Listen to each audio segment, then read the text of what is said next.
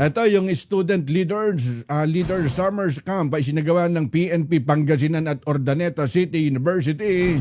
Narito ang balita ni Jude Briones. Target on air. Live report.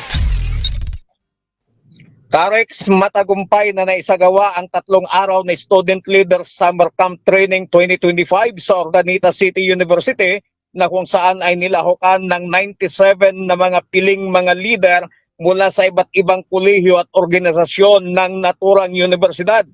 Ang naturang aktibidad ay bunga ng matibay na pakikipag-ugnayan ng Pangasinan Police Provincial Office sa pangunguna ni Police Colonel Ricardo David, officer in charge sa pamunuan ng Urdaneta City University.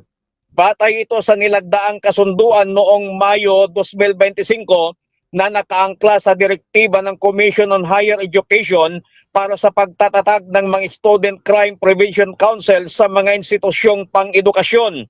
Naging tagapagsalita ang mga piling tauhan ng kapulisan ng Pangasinan Police Provincial Office na kung saan ay kanilang tinalakay ang mga mahalagang paksa gaya ng mga estratehiya ng crime prevention, community policing, cybercrime awareness, crisis response, first aid, self-defense at criminal justice system.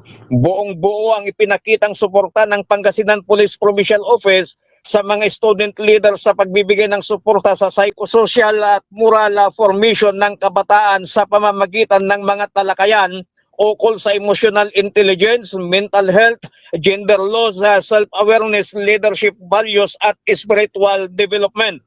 Ayon sa pahayag ni Police Colonel Ricardo David, officer in charge ng Pangasinan Police Provincial Office, ay sinabi nitong sa pamamagitan ng pagkakaisa ng pulisya at paralan ay makakalikha ng mga kabataang handang manguna, maglingkod at magsilbing inspirasyon sa kanilang kapwa.